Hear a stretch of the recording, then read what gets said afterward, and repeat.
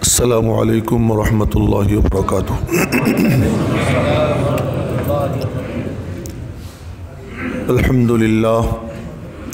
अल्हम्दुलिल्लाह नहमदुहु व नस्तईनुहु व नस्तगफिरुहु व नु'मिनु बिही व नतवक्कलु अलैहि व नऊज़ु बिल्लाहि मिन शुरूरि अनफुसिना व मिन सय्यिआति अअमालिना। मन यहदिहिल्लाहु फला मुदिल्ल लहु व मन युद्लिलहु फला हादिय लहु। वनश्हदु अल्ला इलाहा इल्लल्लाहु वहदहु ला शरीक लहु वनश्हदु अन्न सय्यिदना व सनदना व नबियना व हबीब रब्बिना व तबीब क़ुलूबिना व मौलाना मुहम्मदन अब्दुहु व रसूलुहु सल्लल्लाहु तआला अलैहि व अला आलिहि व सहबिहि व बारक व सल्लम तस्लीमन कसीरन कसीरा। अम्मा बाद फ़अऊज़ु बिल्लाहि मिनश शैतानिर रजीम। बिस्मिल्लाहिर्रहमानिर्रहीम। वल्लज़ीन यक़ूलून रब्बना हब लना मिन अज़वाजिना व ज़ुर्रिय्यातिना क़ुर्रत अ'युन वजअलना लिलमुत्तक़ीन इमामा। उलाइका युजज़ौनल गुरफ़त बिमा सबरू वयुलक़्क़ौन फ़ीहा तहिय्यतन व सलामा ख़ालिदीन फ़ीहा हसुनत मुस्तक़र्रन व मुक़ामा। क़ुल मा यअबअु बिकुम रब्बी लौला दुआउकुम फ़क़द कज़्ज़बतुम फ़सौफ़ यकूनु लिज़ामा। आमन्तु बिल्लाह सदक़ल्लाहु मौलाना अल-अलियुल अज़ीम व सदक़ रसूलुहुन नबियुल उम्मियुल करीम व नहनु अला ज़ालिका लमिनश शाहिदीन वश-शाकिरीन। मोहतरम हाजिरीन, আমরা কয়েক সপ্তাহ যাবত এই আলোচনা শুনতেছিলাম যে ইবাদুর রহমানের গুণাবলী কী হওয়া চাই। তো এই সূরা ফুরকানের শেষে আল্লাহ পাক রব্বুল আলামিন ইবাদুর রহমানের 12টা গুণ বর্ণনা করেছেন। যে 12 গুণের আলোচনার 11 গুণ শেষ হয়েছে, 12তম গুণের আলোচনা বাকি রয়েছে। আজকে ওই আয়াতটি তেলাওয়াত করেছি। আল্লাহ পাক রব্বুল আলামিন নাম দিয়েছেন ইবাদুর রহমান, রহমানের বান্দা। রহমান কাকে বলা হয়? রহমান ওই রহমতকে বলা হয় যেই রহমতের মধ্যে উত্তাল তরঙ্গ বয়। ওই রহমতের থেকে যে রহমান, এই সিফাত হলো আল্লাহ পাকের সিফাতে রহমান। এবং এই সিফাতে রহমান এমন যে এর থেকে কেউ বঞ্চিত হয় না। মুশরিক, মুওয়াহিদ, হিন্দু, বৌদ্ধ সকলে এই রহমতের অংশ পায়। তো রব্বুল আলামিন তার বান্দাদের নামকরণ করেছেন ইবাদুর রহমান, রহমানের বান্দা। এজন্য জনাবে মুহাম্মদুর রাসূলুল্লাহ সাল্লাল্লাহু আলাইহি ওয়াসাল্লাম তিনি রহমাতুল্লিল আলামিন। এই রহমাতুল্লিল আলামিন যে এই রহমত থেকেই, এই রহমানের রহমত থেকেই তিনি রহমাতুল্লিল আলামিন। যেমন আল্লাহ পাক রব্বুল আলামিন রহমান আর তিনি হলেন রহমাতুল্লিল আলামিন। এই রহমাতুল্লিল আলামিনের যে প্রদর্শনী আমার নবীজি দীর্ঘ 23 বছর দিয়েছেন, মানুষে দেখেছে, ইতিহাস সাক্ষী যে অকল্পনীয়, অবর্ণনীয় তার রহমতের, তার দয়ার যে প্রদর্শনী ছিল, যেটা কোনো মানুষ থেকে ভাবা যায় না। ফাতে মক্কার সময় 10,000-এর কাফেলা নিয়ে অজেয় বাহিনী নিয়ে নবীজি রওনা হয়েছে। যে বাহিনীকে পরাস্ত করার সামর্থ্য বাহ্যিকভাবে, এমনিতে তো 10 জন একাও নবীজি বিজয়ী, এমনিতে একা যখন তখনও তারে কেউ কোনো ক্ষতি করবে, তাকে শহীদ করে দিবে এই সামর্থ্য কারো ছিল না। যেহেতু রব্বুল আলামিন বলছেন, দোস্ত তোমার আর কোনো পাহারাদারের দরকার নাই, আমি আল্লাহ নিজে তোমার দারোয়ান হয়ে গেলাম। তো সেদিন থেকে তো তার নিজের কোনো টেনশন ছিল না, একা একাই সব পারতেন। এই জন্য হুনাইনের যুদ্ধের সময় যখন পুরো ময়দান ফাঁকা, সাহাবীরা সব পলাই গেছেন বিশেষ এক অবস্থার পরিপ্রেক্ষিতে, তো রাসূল সাল্লাল্লাহু আলাইহি ওয়াসাল্লাম ময়দানে একা একা বলতেছিলেন, আনান নাবিয়্যু লা কাযিব, আমি নবী, এটা মিথ্যা না। আনা ইবনু আব্দুল মুত্তালিব, আমি একটা বংশীয় ছেলে, ময়দান থেকে পলানো আমার কাম না। একা ময়দানে দাঁড়িয়ে রয়েছে, 12,000 বাহিনী চতুর্দিকে, আর তার মধ্যে তিনি একা দাঁড়ায় রয়েছে। সুতরাং তিনি তো একাই যথেষ্ট, কিন্তু তারপরেও বাহ্যিকভাবে 10,000-এর কাফেলা নিয়ে রওনা হয়েছেন। ওই সময় এক সাহাবী, তার নাম সাদ ইবনে উবাদা রাদিয়াল্লাহু তাআলা।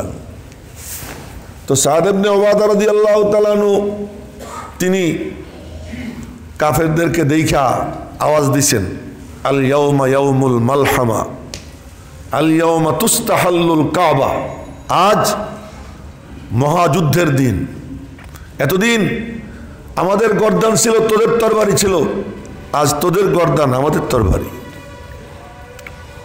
আওয়াজ নবীজির কানে গেছে, নবীজি ডাক দিছেন, সাদ, জি ইয়া রাসূলুল্লাহ, তুমি এটা কি বললা? তুমি পতাকা নেওয়ার যোগ্য না। তখন পতাকা তার হাতে ছিল। নবীজি বললেন, দাও পতাকা দিয়ে দাও। পতাকা তার থেকে ছিনিয়ে নিলেন।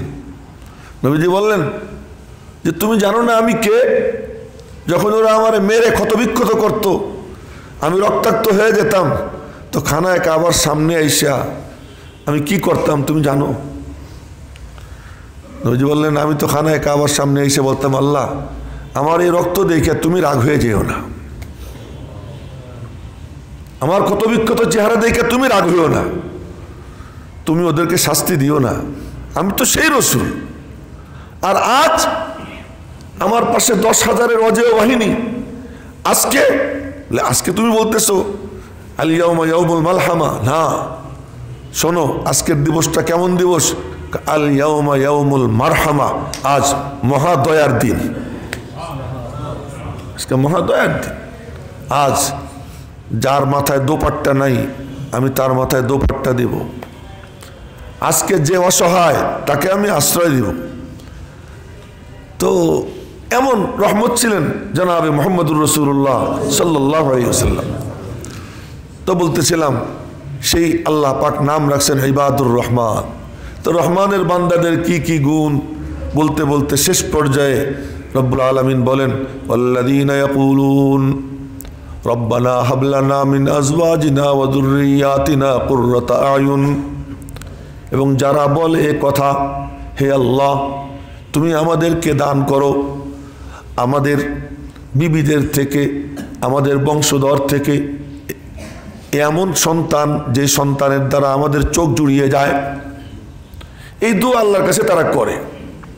ওয়াজআলনা লিল মুত্তাকিনা ইমামা, আর আমাদেরকে মুত্তাকিদের ইমাম বানাও, তোমারে যারা ভয় করে তাদের ইমাম বানাও। অর্থাৎ আমার পরিবার পরিজনের ইমাম আমি, তা আমার পরিবার পরিজনের সকলকে তুমি মুত্তাকি বানিয়ে দাও, এই দোয়া করে। ওয়াজআলনা লিল মুত্তাকিনা ইমামা, এবং মুত্তাকিদের ইমাম তুমি আমাকে বানাইয়া দাও। এর মতলব আমি আমার ফ্যামিলির গার্ডিয়ান, আমার ফ্যামিলির প্রতিটি সদস্য যেন তোমার ভয়ে ভীত সন্ত্রস্ত হৃদয়ের অধিকারী হয়, তারা যেন সব তাকওয়াওয়ালা জিন্দেগি তাদের যেন নসিব হয়ে যায়। এই দোয়া সে করে যে আল্লাহ আমার পরিবারের প্রতিটি সদস্যকে মুত্তাকি বানাইয়া আমারে তুমি তাদের ইমাম বানাইয়া দাও।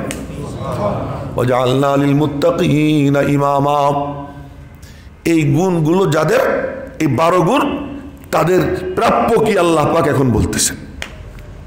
এই গুণ যারা অর্জন করবে, এই গুণওয়ালা যারা তাদের প্রাপ্তি কি, আল্লাহ পাকের কাছে তাদের জন্য কি বরাদ্দ আছে, এই বরাদ্দের কথা এখন বলবেন। যে সেই 12 গুণ এখন শুধু 12 গুণ একটা একটা করে গুনবো, আর আপনারা এটা মুখস্থ করবেন ইনশাআল্লাহ। ওয়া ইবাদুর রহমান আল্লাযীনা ইয়ামশুনা আলাল আরদি হাওনা, সোজা কথা, রহমানের বান্দা ভদ্র হবে, নম্র হবে, সভ্য হবে, মার্জিত রুচির হবে, রুক্ষ আচরণকারী হবে না, বন্ধুর সঙ্গে শত্রুর সঙ্গে সকলের সঙ্গে তার আচরণ হবে মার্জিত আচরণ, ভদ্রচিত আচরণ। আল্লাহ পাকের মখলুকের সঙ্গে তার ভদ্রচিত আচরণ হবে। মেরে মোহতারাম ভাইও, মখলুকের মধ্যে বলছিলাম সবচেয়ে ধৈর্যশীল মখলুক যে মাটি, সেই মাটির ব্যাপারে প্রথম আল্লাহ পাক বলছেন ইয়ামশুনা আলাল আরদি হাওনা, ধরা পৃষ্ঠে চলাচল করে। এই চলাচলটা তার কেমন? বলে এই চলাচল করতে সময় সে তার মাটিও বলে বাহ বড় চমৎকার আল্লাহর বান্দা। আল্লাযীনা ইয়ামশুনা আলাল আরদি হাওনা, 1 নম্বর। ওয়া ইযা খাতাবাহুমুল জাহিলুন ক্বালু সালামা, আর যখন জাহেলরা তাকে উত্তক্ত করতে চায়, উপযাচক হয়ে তার সঙ্গে ঝগড়া করতে চায়, সে কৌশলে এড়িয়ে যায়, বলে সালাম। কয় নম্বর? 2 নম্বর। 3 নম্বর, ওয়াল্লাযীনা ইয়াবিতুনা লিরাব্বিহিম সুজদাও ওয়া কিয়ামা, এবং যে রাত্রি কাটায় সিজদা এবং কিয়ামে, দাঁড়াইয়া দাঁড়াইয়া নামাজ পড়ে এবং রব্বুল আলামিনের কদমে সিজদা দেয়। 4 নম্বর, ওয়াল্লাযীনা ইয়াকুলুনা রব্বানা ইসরিফ আন্না আযাবা জাহান্নাম, ইবাদত বন্দিগি করে ফুলে যায় না, বরং ইবাদত বন্দিগির পর আরো বিনয়ী হয়, ভীত সন্ত্রস্ত হৃদয় নিয়ে রব্বুল আলামিনের কাছে জাহান্নাম থেকে পানা চায়। রব্বানা ইসরিফ আন্না আযাবা জাহান্নাম। 5 নম্বর, সে ইনফাকের মাদ্দা তার মধ্যে থাকে, সে ব্যয় করে, তবে ব্যয় করতে গিয়ে পরিমিত ব্যয় করে, সীমা ছাড়া ব্যয়ও করে না, আবার একেবারে কিপটেমিও করে না। 5 নম্বর। 6 নম্বর, ওয়াল্লাযীনা লা ইয়াদউনা মা'আল্লাহি ইলাহান আখার, শিরকের কাছেও যায় না। 7 নম্বর, ওয়ালা ইয়াকতুলুনা আন-নাফসাল্লাতী হারামাল্লাহু ইল্লা বিল হক, অন্যায়ভাবে কাউকে হত্যা করে না। ওয়ালা ইয়াজনুন, জিনা ব্যভিচারে লিপ্ত হয় না। কয় নম্বর গেল? 8 নম্বর। 8 নম্বর। 9 নম্বর, ওয়াল্লাযীনা লা ইয়াশহাদুনা আয-যুর, যারা মিথ্যার ধারে কাছেও যায় না, মিথ্যা সাক্ষী, মিথ্যা বলা, মিথ্যার ধারে কাছেও যারা যায় না। 10 নম্বর, ওয়া ইযা মাররু বিল লাগবি মাররু কিরামা, আর যখন রাস্তাঘাট দিয়ে চলে আর রাস্তাঘাটে ফালতু কোনো দৃশ্য দেখে এবং বিব্রতকর কোনো পরিস্থিতির মুখোমুখি হওয়ার মতো উপক্রম হয়, তখন সে নিচের দিকে তাকাইয়া ভদ্রচিতভাবে জায়গাটা পার হয়ে চলে যায়। ওখানে সে নিজের কি করে না, নিজেকে নষ্ট করে না, ওর মধ্যে নিজেকে জড়ায় না। সুবহানাল্লাহ। আল্লাহ পাক রব্বুল আলামিন কিভাবে মানে বুইলা বুইলা খুইলা খুইলা এক একটা জায়গা দিক নির্দেশনা দিয়ে দিছেন না। তারপরে কয় নম্বর গেল? 10। ওয়াল্লাযীনা ইযা যুক্কিরু বিআয়াতি রাব্বিহিম। 11 নম্বর, যখন তার সামনে কোনো আয়াত পেশ করা হয়, ইউটিউবে কিছু শুনলো, ফেসবুকে কিছু দেখলো, কেউ কিছু বললো, কানে কোনো আওয়াজ আসলো, বলতেছে আল্লাহ বলছেন, আর হুমড়ি খেয়ে পড়ে কেন?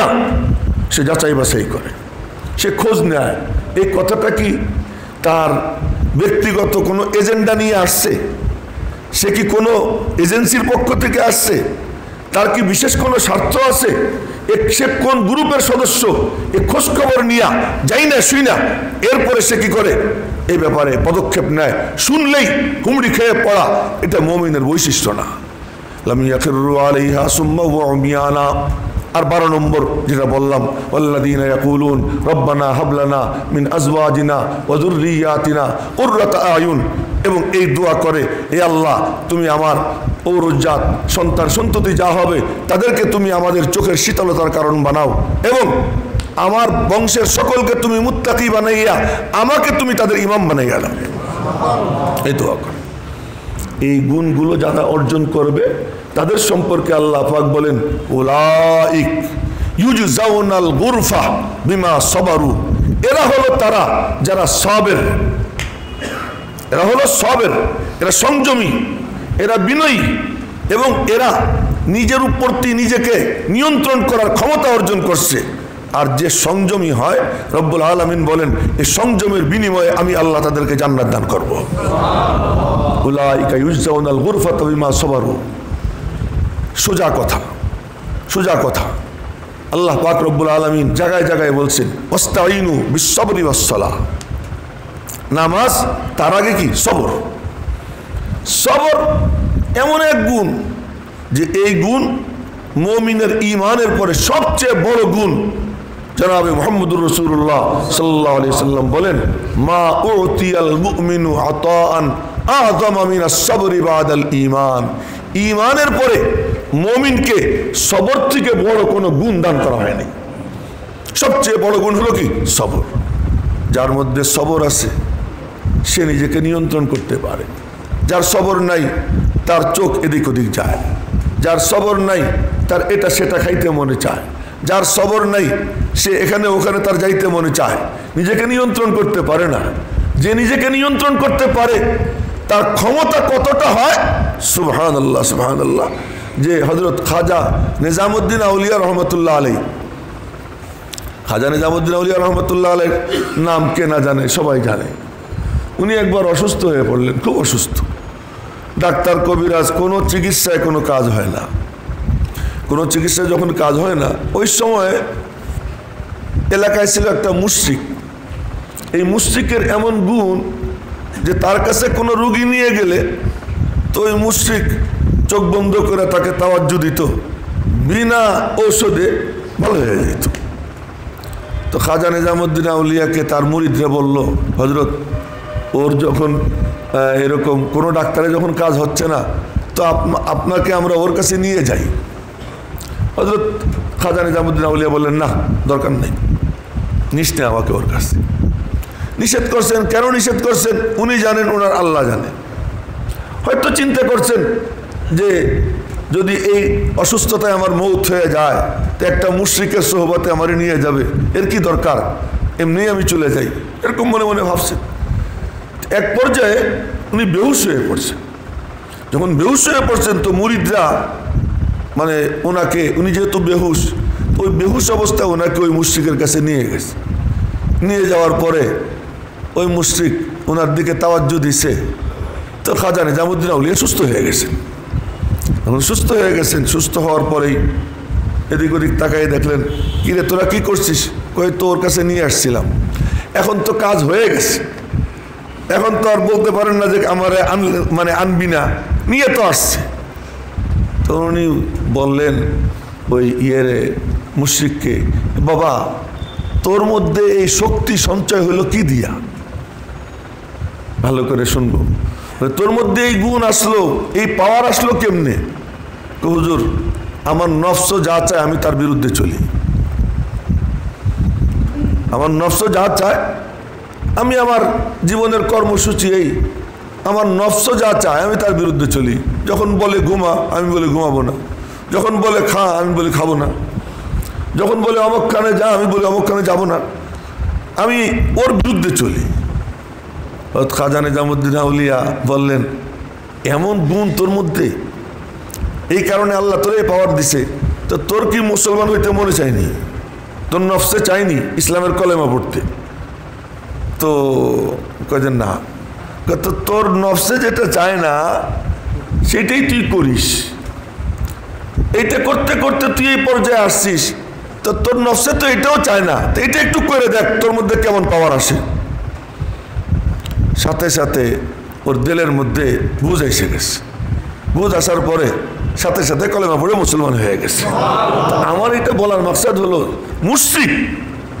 মুশরিক হওয়া সত্ত্বেও সে তার নফসের বিরুদ্ধে চলে যদি এই শক্তি অর্জন করতে পারে, তো একজন মুমিন আল্লাহ পাকের সঙ্গে যার সম্পর্ক আছে, যে পড়ছে লা ইলাহা ইল্লাল্লাহ, সে যদি নফসের বিরুদ্ধে চলে তাহলে তার কেমন শক্তি, কেমন পাওয়ার তার অর্জন হতে পারে।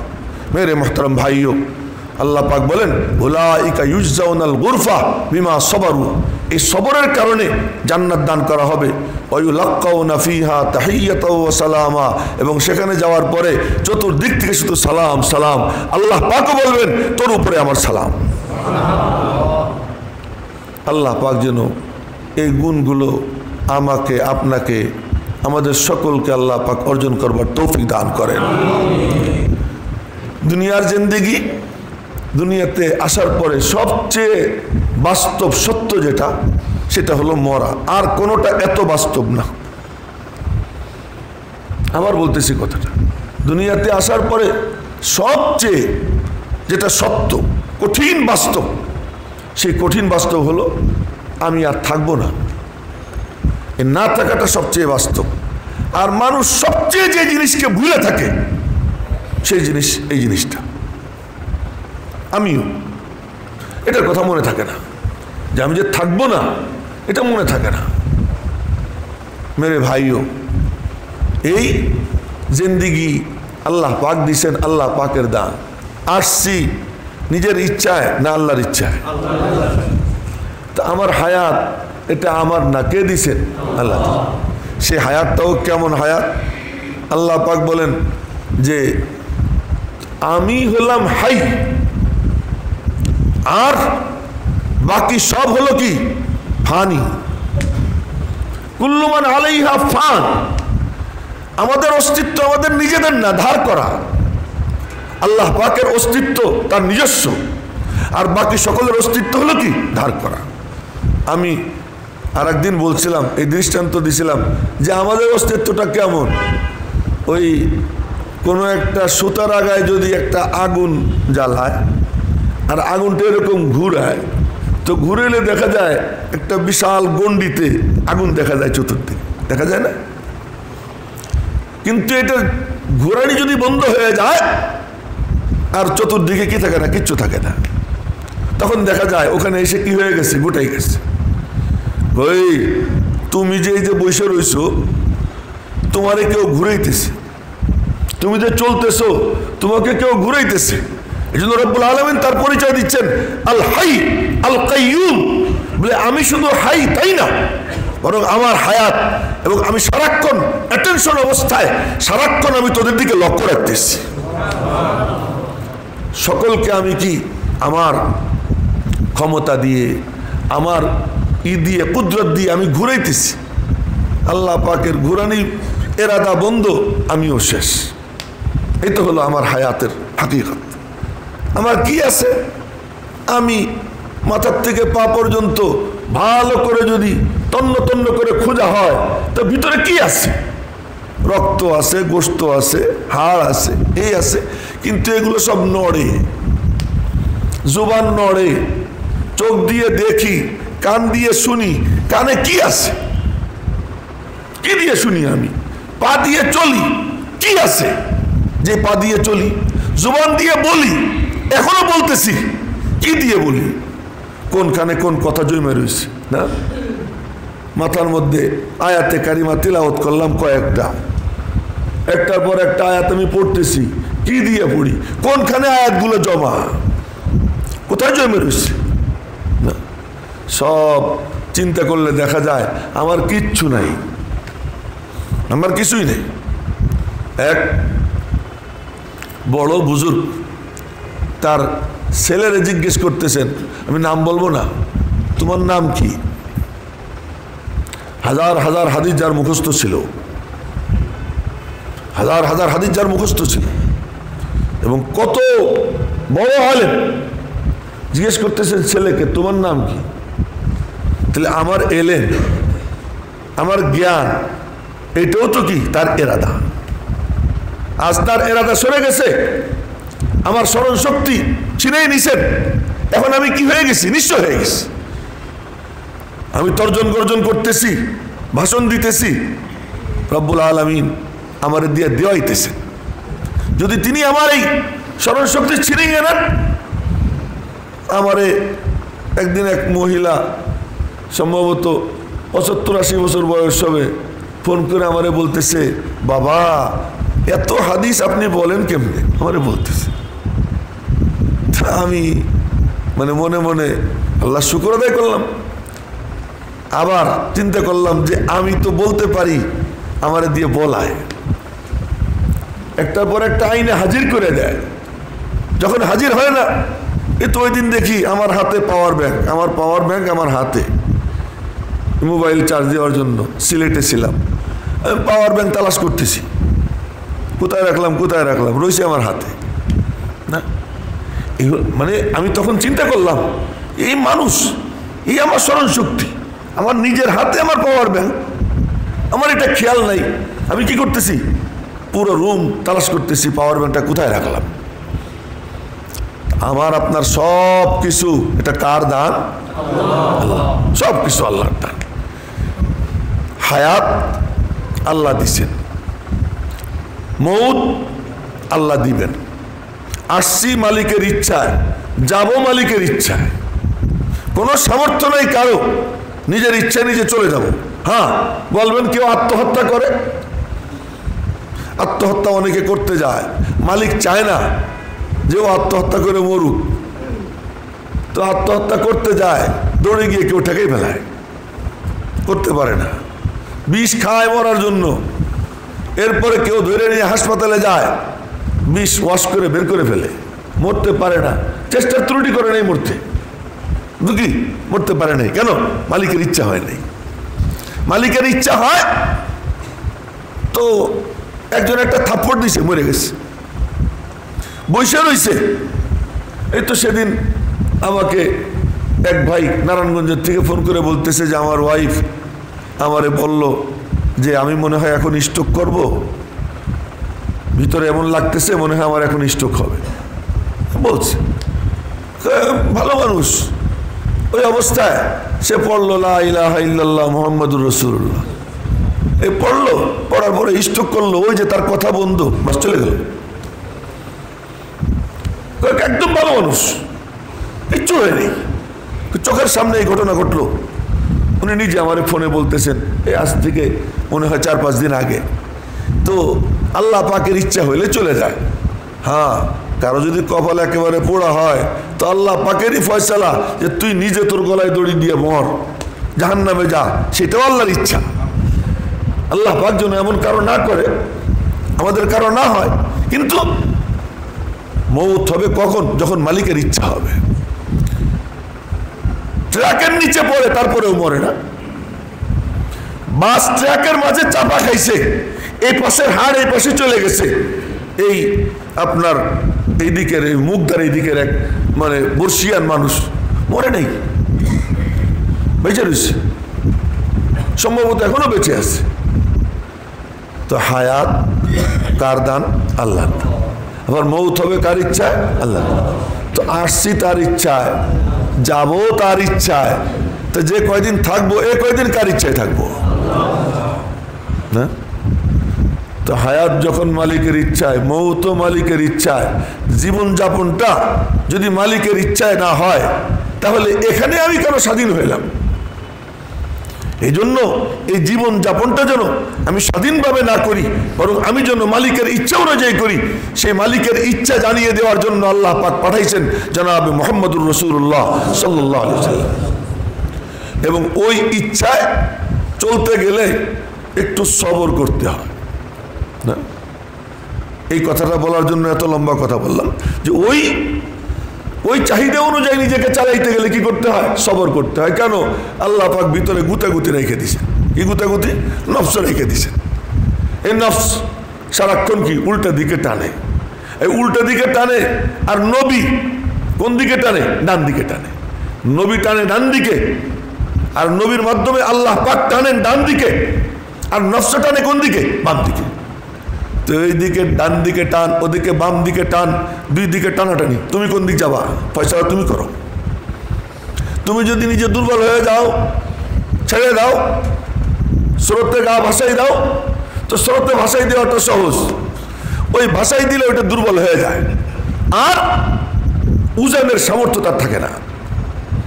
রব্বুল আলামিনের ইচ্ছা অনুযায়ী চলা, নবীর ডাকে সাড়া দিয়ে চলা, এটা হলো উজানে চলা। কথা ভালো করে বোঝার চেষ্টা করব। উজানে চলা, উজানে চলতে গেলে শক্তি লাগে। উজানে চলতে গেলে শক্তি লাগে, আর ওই শক্তি যে অর্জন করে একবার যে সাঁতার কাটতে শুরু করে দেয়, আল্লাহ পাক তার শক্তি বাড়াইয়া দেয়, তখন সে শক্তিশালী হয়ে যায়। আর যে স্রোতে গা ভাসাইয়া দেয়, ও কি দুর্বল হতে হতে এত দুর্বল হয়, এত দুর্বল হয়, আর উজানে চলার মতো সামর্থ্য তার থাকে না। এই জন্য হযরত আশরাফ আলী থানভী রহমতুল্লাহ আলাইহি উনাকে জিজ্ঞাসা করা হয়েছে, তাসাউফ ये क्या भला है? ये इल्मे তাসাউফ, সুফিগিরি, সুফি শুনছেন না? সুফি, আমরা যাদেরকে সুফি বলি, এই সুফি এটা কি জিনিস? হযরত আশরাফ আলী থানভী রহমতুল্লাহ আলাইহি বলেন, নফস কে খেলাফ এক কদম, মনের বিরুদ্ধে একটা পা রাখা, এটা হলো কি সুফিগিরি। আমরা তো এখন সুফিগিরি একটা গালাগাল বানাই ফেলছি, মানে তুমি সুফিগিরি দেখাও। কিন্তু সুফি তাসাউফ, ইলমে তাসাউফের চাহিদা অনুযায়ী যে চলে তারে কি বলে? সুফি বলে। যে নফসের খেলাফ চলে, তো নফসের খেলাফ যে চলতে আরম্ভ করে দেয় সে কি উজায়। আর যে যত উজায়, দেখবেন উজানের মধ্যে শক্তি, হ্যাঁ, যেখানে পানি ঘোরে ওই পানির থেকে কারেন্ট পয়দা হয়, ওখান থেকে কারেন্ট পয়দা হয়। যে লোকটা উজানে চলে, নফসের বিরুদ্ধে চলে, আল্লাহ পাক তাকে এত শক্তিশালী বানাইয়া দেয়, এত শক্তিশালী বানাইয়া দেয় যে শয়তানকে পরাস্ত করে ফেরেশতাদের উপরে আল্লাহ পাক তার মাকাম দান করে দেয়। এত পাওয়ারফুল সে হয়, সুবহানাল্লাহ। যে ফেরেশতাদের মধ্যে তার পরিচিতি অর্জন হয়ে যায়। ঘটনা শুনে এলাম একদিন আপনাদেরকে, যে এত পাওয়ার যে জমিনে বৈশা কোরআনে কারীম তিলাওয়াত করে, আর জান্নাতে ফেরেশতারা তার তিলাওয়াত শুনে। তিলাওয়াত করতেছে জমিনে বৈশা, আর জান্নাতের ফেরেশতারা কি করতেছে? তিলাওয়াত শুনতেছে। আর নবীজি জান্নাতে তখন হাঁটতেছেন, নবীজির কানেও আওয়াজ। নবীজি বলতেছেন, জিবরাইল, ওরে আমি রাইখে আসলাম জমিনে, ওর তিলাওয়াত এখানে, এটা কেমনে সম্ভব? জিবরাইল বললেন, আল্লাহ পাক তার জিন্দিগি, যে সে মুজাহাদার জিন্দিগি যাপন করতেছে, এই মুজাহাদার জিন্দিগির মধ্যে অন্যতম একটা হলো বুড়ি মা। এই বুড়ি মার সে খেদমত করতেছে, বয়োবৃদ্ধা মা, এই মার খেদমত করতেছে। এবং সেই খেদমত করতে গিয়ে মার সাথে একসাথে খাইতে বসতো, খাইতে বসে মার সাথে খাইতো না, মাকে এটাকে দিয়া মার খাওয়া শেষ হইলে পরে খাইতো। জিজ্ঞেস করা হয়েছে, মার সাথে খাও না কেন? মার সাথে খাই না এই জন্য যে আমার মার মনে চাইতেছে ওই লোকমাটা খাবে, ওই অংশের থেকে খাবে, আর আমি যদি ওইটা খাইয়ে ফেলাই তো মার মনে চাইছিল ওইটা খাওয়ার, আর সে খাইতে পারলো না, এই কারণে আমি মার সাথে খাই না। লোকটাকে হারেসা ইবনে নোমান রাদিয়াল্লাহু তাআলা আনহু, এই হারেসা ইবনে নোমান রাদিয়াল্লাহু তাআলা আনহু জমিনে তিলাওয়াত করতেন, জান্নাতে ফেরেশতারা তার তিলাওয়াত শুনতো। তো উজানে চললে সে কি হয়? শক্তিশালী হয়। আল্লাহ পাক যেন আমাদেরকে উজানের যাত্রী হওয়ার তৌফিক দান করেন। নফসের খেলাফ, নফস যদি না থাকতো তাহলে এই মানুষের আবার কোনো দামও থাকতো না। মানুষের দামটাই হলো কিসের কারণে? নফসের কারণে, শয়তানের কারণে। অনেক দিন আগে এই ঘটনা আপনাদেরকে শুনেছিলাম যে এক বুজুর্গ, আল্লাহ পাক অনেকে অনেক ধরনের শক্তি দিয়েছেন, এটাও আল্লাহর দেওয়া শক্তি না? এটাও আল্লাহর দেওয়া শক্তি। এই যে খুলনাতে এক মৌলানা আছে, গলায় যদি কাটা ফুটে, তারে যদি ফোন করি যে গলায় কাটা ফুটছে, খালি জিজ্ঞেস করবে যে কোন পাশে, তাই আমি বলবো অমুক পাশে, আপনি বলবেন যে অমুক পাশে, উনি বলবেন আচ্ছা ঠিক আছে, এরপরে দেখবেন কাটা নাই। এখনো সে লোক বেঁচে আছে, এখনো সে বেঁচে আছে। তো আল্লাহ পাক কাউকে কাউকে এমন শক্তি দিয়ে দেয়। তো এরকম এক বুজুর্গ, ওনারে আল্লাহ এরকম রুহানি শক্তি দিছে। এই রুহানি শক্তি দিয়া কেউ কেউ জায়নামাজ পানির উপরে ভিজিয়ে জায়নামাজ ভিজিয়ে নামাজ পড়ে। তো এক বুজুর্গ জায়নামাজ পানির উপরে ভিজিয়ে নামাজ পড়তো। তো নামাজ পড়তো, তো তার বউ তারা কোনো পাত্তা দেয় না। তো একদিন বলতেছে, তুমি এমন করো, আমার আল্লাহ আমারে কত শক্তি দিছে, জায়নামাজ পানির উপরে ভিজিয়ে নামাজ পড়তে পারি, এরপরেও তুমি আমারে কোনো পাত্তা দাও না। তো বউ বলতেছে, ও তো মেরে বায়ে হাত কা খেল হয়, তুমি যে জায়নামাজ পানির উপরে ভিজিয়ে নামাজ পড়ো, এটা আমার বাম হাতের খেলা। এই আল্লাহর ওলি পরে একবার পানির উপরে জায়নামাজ ভিজেছে, এখন থেকে ভাইসে চলে যায়, এখন আর জায়নামাজ টেকে না, দৌড়ে বাড়ি গেছে। এই কি ব্যাপার?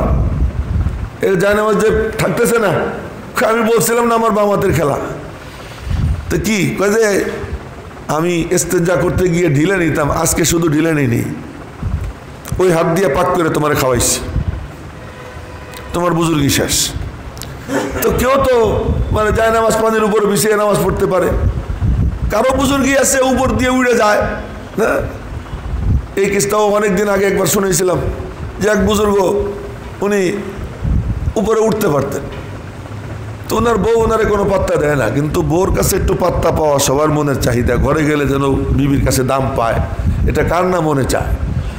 তো ওই হুজুর চিন্তা করছেন যে বউরে কিছুতেই বসে আনতে পারতেছি না, ও আমার কোনো পাত্তাই দেয় না।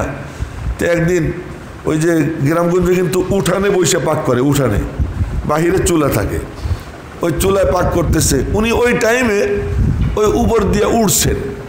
তো উঠছেন, তো ওই বউ দেখছে যে একজন মানুষ উড়ে উড়ে যায় অনেক উপরে। তো এখন ওই দিন রাত্রে যখন বাসায় আসছেন, এবার বউ বলতেছে কি, তুমি কি গোড়ার ডিমের পীর? পীর আজকে দেখছি। বলে কোথায় দেখছো পীর?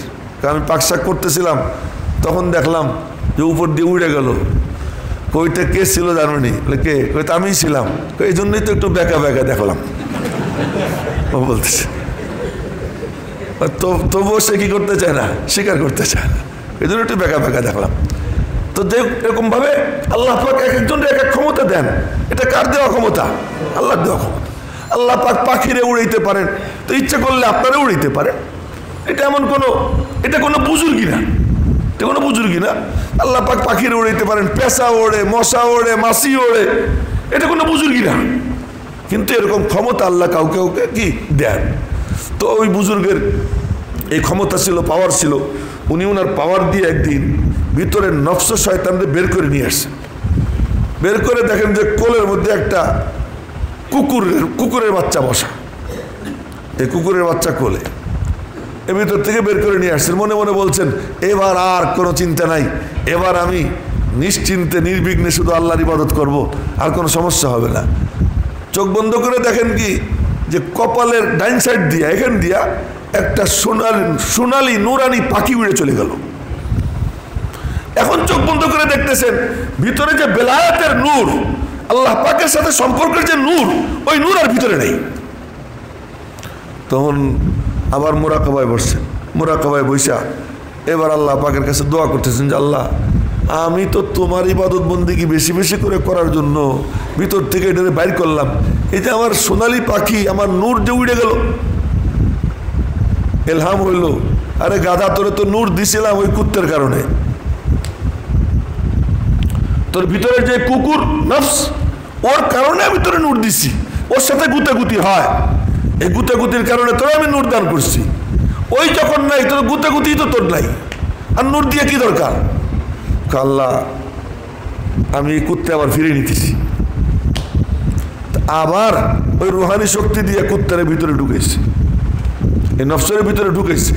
এরপরে মুরাকাবা করে দেখে ওই সোনালি পাখি, নুরানি পাখি আবার তার কপালের এখান দিয়ে ভিতরে এসে ঢুকে গেছে।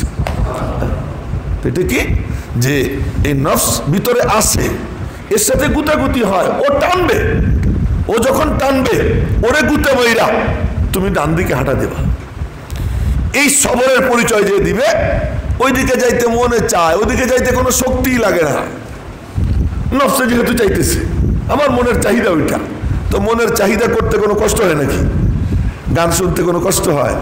মসজিদে আসতে কি হয়? কষ্ট হয়, মসজিদে আসতে কষ্ট হয়। তাই আল্লাহ পাক রব্বুল আলামিন যেন আমাদেরকে নফসের খেলাফ চলার সিদ্ধান্ত নেওয়ার তৌফিক দান করেন।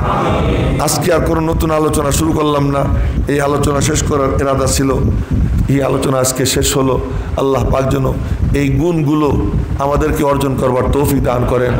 আমাদেরকে যেন আল্লাহ পাক রব্বুল আলামিন মানে নফসের সাথে মোকাবেলা করে উজানের যাত্রী হবার তৌফিক দান করেন।